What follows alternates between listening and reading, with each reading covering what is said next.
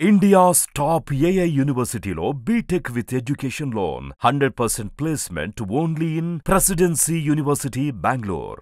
Harihara Veeramallu cinema ఎప్పుడెప్పుడు వస్తుందా అని సినీ ప్రేక్షకులకు పవన్ కళ్యాణ్ అభిమాన గణం ఎదురు చూస్తుంది.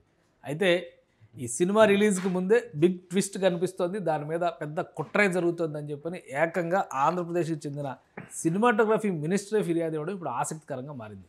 పవన్ కళ్యాణ్ సినిమాని కలెక్షన్స్ని దెబ్బకొట్టే కుట్ర నిజంగా జరుగుతుందా? ఫిల్మ్ ఇండస్ట్రీ ఏపీ పైన కక్షతో వ్యవహరిస్తోందా? ఈ అంశాన్ని విశ్లేషించేటువంటి ప్రయత్నం చేద్దాం. మనతో పాటు సీనియర్ జర్నలిస్ట్ ఫిల్మ్ క్రిటిక్ ప్రభు గారు ఉన్నారు. ప్రభు గారు నమస్కారం. నమస్తే. పవన్ కళ్యాణ్ గారి సినిమా ఎప్పుడెప్పుడు అని చూస్తున్నారు. డేట్ డిక్లేర్ అయింది, ట్రేజర్ రిలీజ్ అయింది, ప్రీ రిలీజ్ ఈవెంట్స్ అంతా హడావుడి నడుస్తుంది. సడన్గా థియేటర్లో బంద్ అంటున్నారు. సో దీని మీద ఏకంగా మినిస్టరే రియాక్ట్ అయ్యారు, ఫిర్యాదు కూడా చేశారు. హోమ్ మినిస్టర్కి కంప్లైంట్ చేశారు. థియేటర్లో బంద్ అనేది ఒక కుట్రలో భాగం అంటున్నారు. నిజంగా ఇండస్ట్రీలో అలాంటి పరిస్థితి ఉందా? యాక్చువల్గా ఎగ్జిబిటర్ల సమస్యలు అనేటువంటి ఇప్పటికి కావు. ఎగ్జిబిటర్ల సమస్యలు రోజు రోజుకు పెరిగిపోతున్నాయి. రోజు రోజుకి థియేటర్ గోయింగ్ అనేటువంటిది కిల్ అయిపోతుంది. ఆ నేపథ్యంలో ఎగ్జిబిటర్లు గతంలో ఉన్నటువంటి స్లాబ్ సిస్టమ్ కాకుండా గతంలో ఉన్న పర్సంటేజ్ సిస్టమ్, స్లాబ్ సిస్టమ్ వల్ల థియేటర్ రెంటల్స్ అనేటువంటి పెరిగిపోయింది. అది కాకుండా మాకు పర్సంటేజ్ సిస్టంలో మేము ఆడతాం అనేటువంటి దీంతో వాళ్ళు ఆ డిమాండ్ అనేటిది చాలా కాలంగా ఉంది. ఆ పర్సంటేజ్ సిస్టమ్ వస్తేనే థియేటర్లు బట్టగట్టేటువంటి పరిస్థితి తప్ప థియేటర్లు బతికి బట్టగట్టే ఇది లేదు ప్రస్తుతం. థియేటర్కల్ గోయింగ్ అనేటివి తగ్గిపోయింది. దీంట్లో రకరకాలైనటువంటి మల్లగులాలు పడుతున్నారు. అలాగే ఈ క్యూబులర్ రెంటల్స్ వీటన్నిటిలో చాలా సమస్యలు ఉన్నాయి. ఆ సమస్యల మీద ఎప్పటికప్పుడు వాళ్ళు చేస్తూ ఉన్నారు. మేము మూసేస్తాం అంటున్నారు. మూసేస్తాం అనేటువంటిది కూడా ఒక రకమైనటువంటిది బెదిరింపు కూడా కాదు వాళ్ళది. ఒక రకమైన నిస్సహాయ స్థితి అనే చెప్పుకోవాలి. బెదిరిస్తే మాత్రం ఎవరిని బెదిరిస్తారు? మూసేస్తే ఎవరికి నష్టం? ఒక నిర్మాణ రంగమే కాదు కదా, సినిమా అంటే నిర్మాణం, పంపిణీ, ప్రదర్శన అన్ని రకాలైనటువంటి ఇది ఉంది. కాబట్టి బెదిరింపు కాదు, వాళ్ళ నిరసనను వాళ్ళ ఆవేదన వ్యక్తం చేసే విధానం అది. దానికోసం చేశారు. అయితే ఇప్పుడు హరిహర వీరమల్లు 12వ తారీఖున రిలీజ్ అనేటువంటిది అనౌన్స్ అయిన తర్వాత జూన్ 1 నుండి అనేటువంటిది రెండు ఎలా ఢీ కొన్నాయి అనమాట. ఈ రెండు నిర్ణయాలు అవతల అది రావటం. అదే కాకుండా ఒక హరిహర వీరమల్లే కదా, చాలా సినిమాలు రిలీజ్ ఉన్నాయి. కానీ ఎన్ని సినిమాలు ఉన్నాయి కానీ ఇప్పుడు మొన్న అంబికా కృష్ణ గారు కూడా ఒక స్టేట్మెంట్ ఇచ్చారు. పెద్ద హీరోలు చేసే సినిమాలే వాల్యూ యాడ్ చేస్తాయి, కానీ పెద్ద హీరోలు 3 ఏళ్లకు ఒక సినిమా చేస్తున్నాం, దానివల్ల నష్టపోతున్నాం థియేటర్ల వాళ్ళు, ముఖ్యంగా థియేటర్ వాళ్ళు నష్టపోతున్నారు. అలాంటిది ఇప్పుడు ఒక పెద్ద హీరో సినిమా వస్తుంటే మేము బంద్ చేస్తాం అనేటువంటి నినాదం ఇవ్వడం అంటే దీని వెనక అనుమానం వస్తుంది. ఆ నిర్ణయానికి ఈ నిర్ణయానికి ఈ మధ్య, ఈ డేట్ అనౌన్స్మెంట్కి ఆ నిర్ణయానికి ఈ మధ్య ఒక చిన్న గ్యాపే. ఓకే, అది నిజంగా కూడా అలాగే అది జరిగిందా అనేటువంటి ఒక అనుమానం క్రియేట్ అయ్యేలాగా ఉంది ఈ థియేటర్ ఎగ్జిబిటర్ల వాళ్ళు తీసుకున్నటువంటి నిర్ణయం. ఒక పెద్ద హీరో సినిమా వస్తుంటే ఈ థియేటర్లో ఇన్ని సంవత్సరాల 5 సంవత్సరాల పైన నిర్మాణ కార్యక్రమాలు జరిగి మోస్ట్ అవైటెడ్ ఫిలింగా ఉన్న టైంలో ఈ నిర్ణయం రావటం అనేటువంటిది ఒక రకంగా అనుమానాలకు తావిచ్చేటువంటి అవకాశం కల్పించింది. యాదృచ్ఛికం అనలేం కదా, ఎందుకంటే యాదృచ్ఛికం అనలేం. కొన్ని స్టోరీస్ వస్తున్నాయి. ఒక ఆయన ఏమో పవన్ కళ్యాణ్ గారికి సమీప బంధువు, ఇంకొక ఆయన పెద్ద థియేటర్ ఓనరు, ఇంకొక ఆయన తెలంగాణలో పెద్ద ప్రొడ్యూసరు. వీళ్ళు ఆ నలుగురే అడ్డుపడుతున్నారు. ఆ నలుగురు కుట్రే ఉంది ఇందులో. ఇంకో 4వ వ్యక్తి ఎవరో మరి నాకు తెలియదు. ఇండస్ట్రీ నుంచి మీరే చెప్పండి. ఆ నలుగురు అనే మాట ఈ మధ్య కాలంలో వినలేదా? గతంలో ప్రతిరోజు ఆ నలుగురు అని చెప్పి చిన్న నిర్మాతలు, పెద్ద నిర్మాతలు అని దాన్ని నానా రకాల గొడవ ఉంది. ఈ మధ్య కాలంలో ఆ నలుగురు అనేటువంటి ఒక కాన్సెప్ట్, ఆ గొడవ తగ్గిపోయింది. కానీ చాలా రోజుల తర్వాత మరలా ఆ నలుగురు అనేటువంటి మాట వినిపిస్తున్నాం. సరే, మనం పేర్లు తీసుకోవటం అనేటువంటిది భావ్యం కాదు. ఎక్కడ కూడా వచ్చినటువంటి కథనాలన్నీ కూడాను పేర్లు లేకుండానే వేశారు. సరే, ఆ నలుగురు అనేటువంటిది అందరికీ ఇదే నోట్లో నానినటువంటి విషయం. సినిమా ఇండస్ట్రీలో అందరి ఇదిలో కూడా నానినటువంటి విషయం ఇది. అయితే దానికి దర్యాప్తుకు ఆదేశించే స్థాయికి ఒక అసాధారణ నిర్ణయం ఇప్పుడు కూడాను. ఇప్పుడు థియేటర్లుగా ఎగ్జిబిటర్లు మేము బంద్ పాటిస్తాము, మేము థియేటర్లు మూసేస్తామనే నిర్ణయం ఇండస్ట్రీకి సంబంధించినటువంటి విషయం.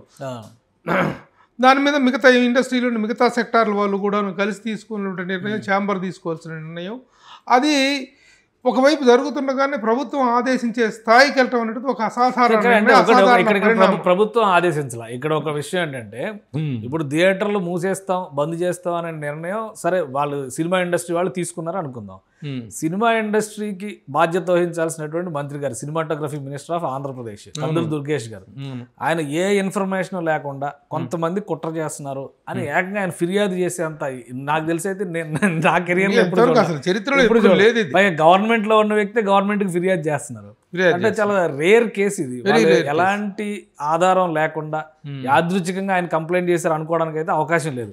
అంటే థియేటర్లో బంద్ అనేది యాదృచ్ఛికంగా జరగొచ్చని అనుకోవచ్చు కానీ బట్ ఈ కంప్లైంట్ యాదృచ్ఛికం అనడానికి అవకాశం లేదు. అంటే ఏం జరుగుతుంది? ఇండస్ట్రీ వర్సెస్ ఆంధ్రప్రదేశ్ మళ్ళీ ఏమైనా రాజుకుంటుందా? ఈ ఇండస్ట్రీకి ఈ మధ్య కాలంలో ఒకప్పుడు అసలు యాక్చువల్గా ఏంటంటే తెలుగు చిత్ర పరిశ్రమ అనేటువంటిది దాన్ని ఎక్కువగా హక్కును చేర్చుకున్న వ్యక్తి చంద్రబాబు నాయుడు గారు అనేటువంటిది అందరికీ తెలిసినటువంటి విషయమే. ఆయన మొదట్లో అధికారంలోకి వచ్చినప్పటి నుంచి కూడాను ఇండస్ట్రీతోటే ఎక్కువగా ఆయన జర్నీ ఉంది. ఆ జర్నీలో అందరూ కూడాను ఆయనకు సన్నిహితమైనటువంటి వ్యక్తులే ముఖ్యమంత్రి గారికి. అలాగే పవన్ కళ్యాణ్ గారు వచ్చిన తర్వాత ముఖ్యమంత్రి ఉప ముఖ్యమంత్రిగా వచ్చిన తర్వాత ఆయన ఇంకా సన్నిహితమైనటువంటి కావాల్సినటువంటి చిత్ర పరిశ్రమకి ప్రభుత్వానికి మధ్య ఇంకా కూటమి ప్రభుత్వానికి మధ్య ఇంకా సఖ్యత ఇంకా ప్రాక్సిమిటీ ఏర్పడాల్సినటువంటి సందర్భం. కానీ ఇక్కడ నుంచి ఎవరు వెళ్ళి కలవలేదు ఆయన్ని.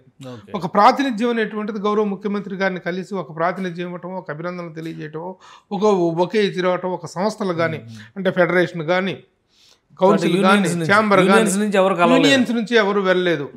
వ్యక్తిగతంగా ఒకళ్ళిద్దరు వ్యక్తులు వెళ్ళి కలవడం జరిగింది తప్ప ప్రొడ్యూసర్స్ కలిసారు కదా ఫస్ట్ లో. ప్రొడ్యూసర్ అల్లు అరవింద్ గారు, అది వ్యక్తిగత స్థాయిలో వెళ్ళి కలిశారు తప్ప ఒక ప్రభుత్వం ఎప్పుడైనా ప్రభుత్వం పట్ల తమ సంఘీభావానో లేకపోతే మద్దతునో తమ అభినందనలు తెలపడం అనేటువంటిది సంస్థాపరంగా ఉండాలి.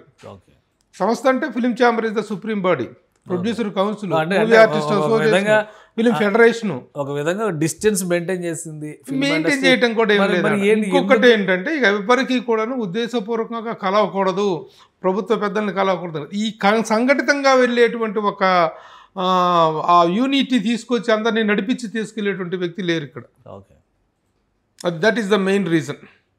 కానీ చిరంజీవి గారు కలిసారు చంద్రబాబు నాయుడు గారిని, పవన్ కళ్యాణ్ గారు అంటే ఇంకా ఇంట్లో మనిషే. ఇంకోటి బాలకృష్ణ గారు చాలా కీలకమైనటువంటి పొజిషన్లో ఉన్నారు అక్కడ. కానీ బట్ ఇండస్ట్రీకి దీనికి మధ్య ఒక గ్యాప్ అనేటువంటిది పెరుగుతుంది అనేటువంటిది రకరకాల పరిణామాలు జరిగినాయి. ఇవన్నీ వేరు, మనం మళ్ళీ మాట్లాడవచ్చు వాటి గురించి. కానీ సినిమా రిలీజ్ అప్పుడు ఈ పరిణామాలు థియేటర్ల బంద్ కావచ్చు, ఈయన కంప్లైంట్ ఇవ్వడం కావచ్చు, ఎంక్వైరీకి వెళ్ళేటువంటి ప్రయత్నాలు జరగడం, ఇదంతా ఏమన్నా కాన్స్పిరసీ ఉందా? ఎందుకంటే లాస్ట్ టైం కూడా మీరు అబ్జర్వ్ చేస్తే అప్పుడు జగన్మోహన్ రెడ్డి గారి గవర్నమెంట్ ఉన్నప్పుడు వకీల్ సాబ్ సినిమా రిలీజ్ అవుతుంటే పెద్ద రాద్ధాంతం జరిగింది. తర్వాత భీమ్లా నాయక్ సినిమా రిలీజ్ అవుతుంది, అసలు ఏకంగా థియేటర్లో టికెట్ రేట్లే పడిపోయినాయి కదా, 10 రూపాయలు టికెట్ ఇచ్చారు కదా. అది రకరకాల ఈక్వేషన్స్ ఉండొచ్చు. అందులో ఆయనేమో కామన్ మ్యాన్ కూడా టికెట్ అఫోర్డబుల్లో ఉండాలని చెప్పి మేము చేసాం, అది గొప్ప నిర్ణయం అని వాళ్ళు చెప్పుకున్నారు. ఇండస్ట్రీ లాస్ అయిందని చెప్పని వీళ్ళు అనుకున్నారు.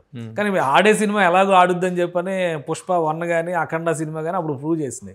ఇప్పుడు అలాంటి వాతావరణం ఏమీ లేదు కదా. అయినా కానీ ఎందుకు ఈ థియేటర్లో బంద్ నిర్ణయం, కౌంటర్గా ఈ ఫిర్యాదు ఎందుకు? అసలు ఏమైనా క్లారిటీ ఉందా? క్లారిటీ ప్రస్తుతం లేదు. ఈయన ఆదేశించారని అంటున్నారు, దర్యాప్తుకు ఆదేశించామంటున్నారు. ఆ దర్యాప్తు అనేటువంటిది ఎవరెవరి మీద చేస్తారో ఆ నలుగురు అనేటువంటి వాళ్ళు సామాన్యమైన వ్యక్తులేం కాదు వాళ్ళు. ఆ దర్యాప్తు అనేది ఏ స్థాయికి వెళ్తుంది లేకుండా అనుకోకుండా వచ్చిన క్లాష్ ఇది. 2 నిర్ణయాలు ఏక సమయంలో ఒక రోజు గ్యాప్లో వచ్చినటువంటి నిర్ణయాలు కావటం వల్ల జరిగినటువంటి ఇదా అనేటువంటిది దర్యాప్తు. ఆ నలుగురు విషయంలో కూడా ఇండస్ట్రీ ప్లస్ గవర్నమెంట్ మధ్య రిలేషన్ బాగానే ఉంది కదా. తెలంగాణ గవర్నమెంట్తో కొంత ఫ్రిక్షన్ వచ్చింది ఫస్ట్లో. రేవంత్ రెడ్డి గారు అందరిని పిలిచి కూర్చోబెట్టుకొని ఒక సెటిల్మెంట్ చేసుకున్నారు, అయిపోయింది, క్లారిటీ వచ్చేసింది. సో ఇండస్ట్రీ పని ఇండస్ట్రీ చేసుకుంటుంది, ఆయన పని ఆయన చేసుకుంటారు. ఏపీ గవర్నమెంట్లో అలాంటి ఫ్రిక్షన్ కూడా రాలేదు కదా. ఇక్కడ టికెట్ ధరలు పెంచడం, పుష్ప 2 అప్పుడు ఇన్సిడెంట్ జరగడం, వీటన్నిటి వల్ల కొంత గందరగోళం ఏర్పడింది. ఆయన కూడా సీరియస్గా రియాక్ట్ అయ్యారు. ఇండస్ట్రీ వాళ్ళు టికెట్ల కోసమే వస్తారా అని ఆయన రియాక్ట్ అయ్యారు. మరి ఏపీలో అలాంటి సమస్యలు ఏమీ లేనప్పుడు పవన్ కళ్యాణ్ గారి సినిమాని టార్గెట్ చేయడం కాకపోతే థియేటర్ల బంద్కి స్పెసిఫిక్గా రీజన్ ఏదన్నా ఉందా?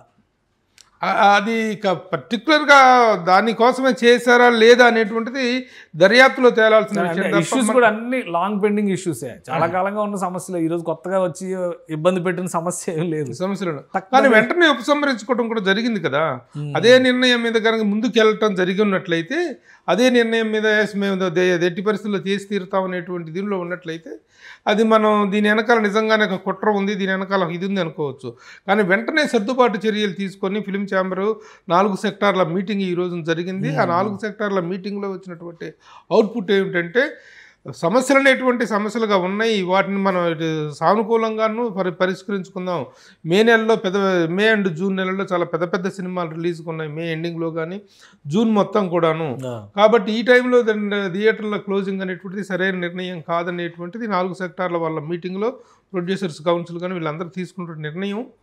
జరిగింది, వాయిదా వేయటం జరిగింది. బంద్ కాబట్టి బంద్ లేదు, దట్ ఈస్ నిరవధికంగా దాన్ని రిలీజ్ టైంకి బంద్ ఉండదు, థియేటర్ రిలీజ్ టైంకి బంద్ ఉండదు. జూన్ 30వ తారీఖున మరలా ఒకసారి ఒక విస్తృత స్థాయి సమావేశం ఏర్పాటు చేసుకొని ఎలా థియేటర్ల మనుగడ అనేటువంటి దాన్ని ఎలా మనం కాపాడుకోవాలనేటువంటి నిర్ణయాలు తీసుకోవడం జరుగుతుంది.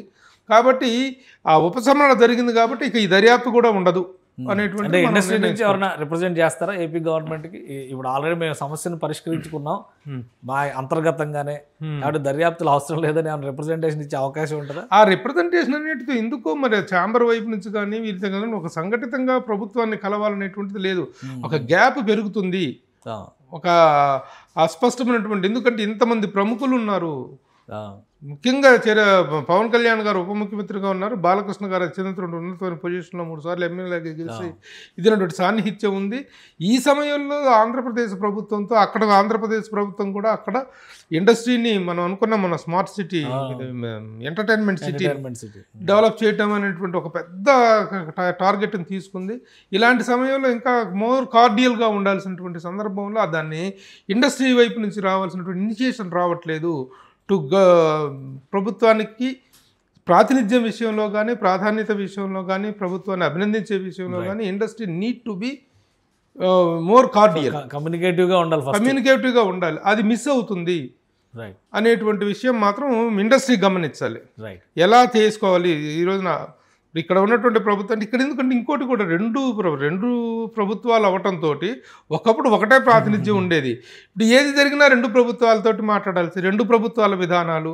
నేను అదే అంటాను, ఇండస్ట్రీగా రాష్ట్రం రెండుగా విడిపోయింది కానీ ఇండస్ట్రీ అనేటువంటిది ఒకటే. ఇండస్ట్రీ ఇంతకుముందే ఎప్పుడో విడిపోయింది, తెలంగాణ, ఆంధ్ర, రాయలసీమ అనేది డిస్ట్రిబ్యూషన్ పాయింట్ ఆఫ్ వ్యూలో అలా.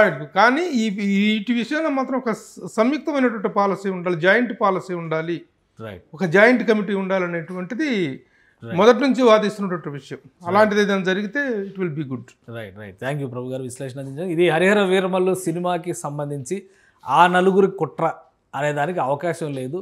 ఆల్రెడీ ఇండస్ట్రీ అంతర్గతంగా చర్చల ద్వారా సమస్యలను పరిష్కరించే ప్రయత్నం చేస్తుంది. సినిమా రిలీజ్ టైంకి థియేటర్లు బంద్ ఎట్టి పరిస్థితిలో ఉండే అవకాశాలు లేవు.